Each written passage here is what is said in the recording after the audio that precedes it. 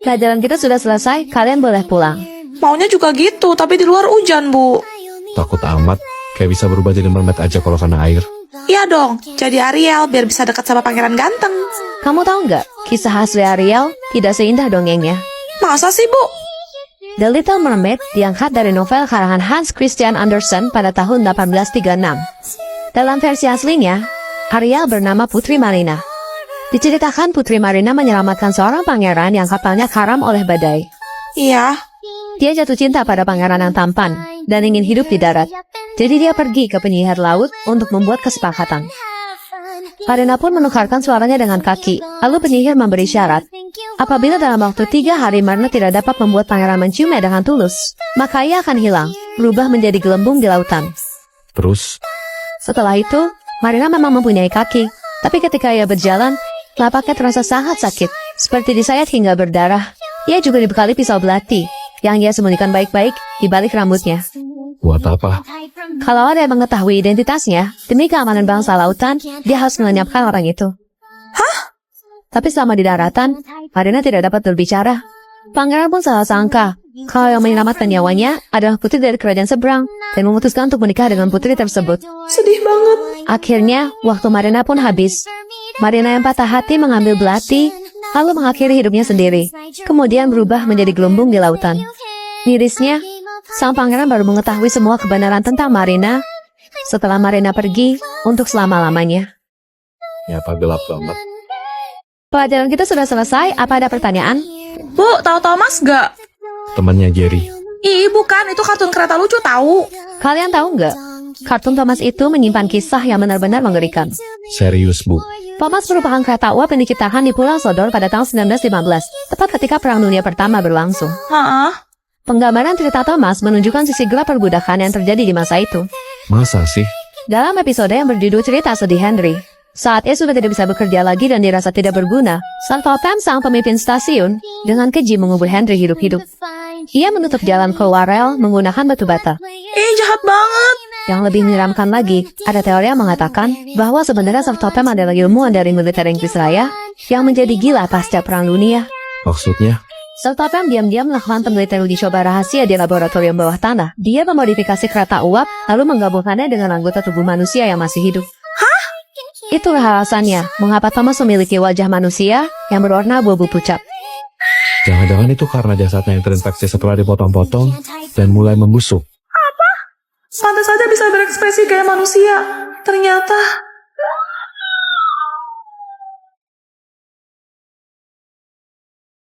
malas banget deh. Malam minggu tuh biasanya Mimin nongkrong di warung kopi sama cowok-cowok. Malah kerja kelompok bareng cewek-cewek. Hah? Kalau bukan karena anggota kelompoknya dibilang sama bu guru, gue juga ogah. Kalian mau dengar cerita terowongan Casablanca? Boleh. Apa cuma Mimi yang satu-satunya cewek yang suka cerita horor? Ya nggak heran sih, lo kan siluman ubur-ubur, sebangsa lah sama setan. Enak aja. Terowongan Casablanca dibangun pada tahun 1991 dan selesai pada tahun 1993. Terowongan ini dibangun di atas lahan kuburan TPU Menteng Pulo. Hah? Bejir, belum apa-apa udah serem aja. Konon katanya, dulu ada seorang gadis yang diperkaos ramai-ramai hingga menghembuskan nafas terakhirnya. Kemudian jasadnya dibuang begitu saja di area yang sekarang kini telah menjadi terowongan Casablanca. Ini takut. Lo lebih nakutin sih. Ditambah lagi beberapa tahun kemudian, seorang pria mengakhiri hidupnya di terowongan ini dengan mengikat lehernya menggunakan spanduk. Merinding Mimi tuh. Diam! Sosok penunggu terowongan Casablanca ini sering menampakkan diri dan menyebabkan kecelakaan. Sehingga ada mitos, di mana kendaraan yang melewati terowongan Casablanca, khususnya malam hari, wajib membunyikan klakson sebanyak 3 kali sebagai tanda permisi jika ingin selamat. Hah? Ada bel. Bentar ya, gue buka pintu dulu. Tiba, jangan tinggalin Mimi. Ayo, Juliet. Sorry ya guys, aku telat. Tadi ban motor bapak aku bocor di jalan pas masuk terowongan. Hah? Juliet? Terus tadi yang cerita siapa? Pelajarannya sudah selesai, apa ada yang mau ditanya? Pura-pura nyatet aja deh. Kalau nggak ada, saya yang nanya. Mateng. Snow, kamu tahu Masha and the Bear? Yang beruang itu, Bu. Masyanya gemes banget, Bu. Betul. Hei beruang, karam.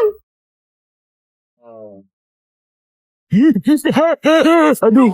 Tapi kalian tahu nggak, di balik kelucuan kartun itu, terdapat cerita tragis di belakangnya. Masa sih? Jadi Masha and the Bear itu terinspirasi dari sebuah keluarga di Rusia yang mengajak putrinya untuk menonton pertunjukan sirkus. Terus, Tapi anak kecil itu lepas dari penglihatan orang tuanya dan masuk ke dalam kandang beruang yang sedang kelaparan. Anaknya dimakan dong. Tak lama setelah itu, orang tuanya pun depresi berat dan memutuskan untuk mengakhiri hidup mereka.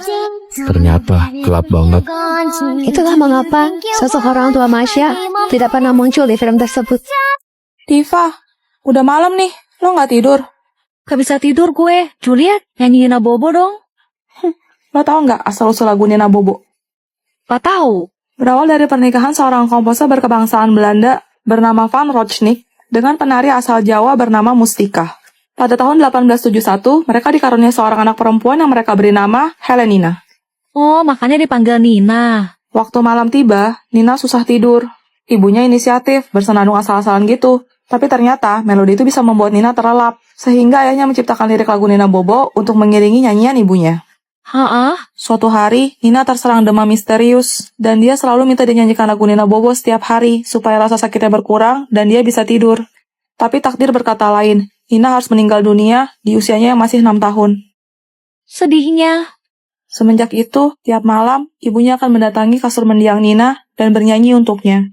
Karena dia mendengar, anaknya terus merengek dan menangis. Suaminya berpikir, dia sudah gila. Tapi ibunya terus melakukan hal itu sampai ajal menjemputnya. Setelah sang ibu menyusul putrinya, giliran ayahnya yang dihantui rengekan dan tangisan Nina. Barulah dia percaya apa yang dikatakan istrinya. Akhirnya, mau tidak mau, sang ayah yang menggantikan bernyanyi lagu Nina Bobo setiap malam sampai hari kematiannya. Terus? Konon katanya, kalau kita bernyanyi lagu Nina Bobo, arwah Nina akan datang dan menemani kita tertidur. Jadi, masih mau dinyanyiin lagu Nina Bobo? Mau nanya dong, permen itu terbuat dari gula ya? Iya, Cia. Ngomong-ngomong gula, kalian mau dengar cerita pabrik gula di Cirebon nggak? Ada gitu? Boleh seru tuh kayaknya. Hah, gara nggak belajar dan melek loh. Buru mumpung malam Jumat. Ada sebuah pabrik gula di Jawa Barat yang bernama Karangsuwung yang kini terbengkalai. Pabrik ini dibangun pada tahun 1896 dan tutup pada tahun 2014. Wah lama juga ya, berapa tahun tuh? Hitung sendiri. 18 tahun ya? 118, Cia.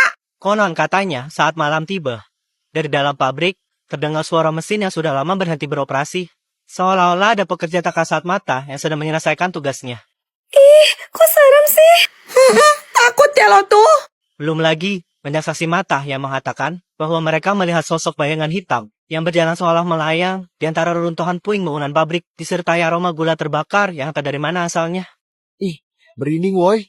Kemudian ada arwah mandor Belanda yang dulunya terkenal kejam, sering berdiri di depan ruang administrasi, menatap tajam siapapun yang berani mendekat.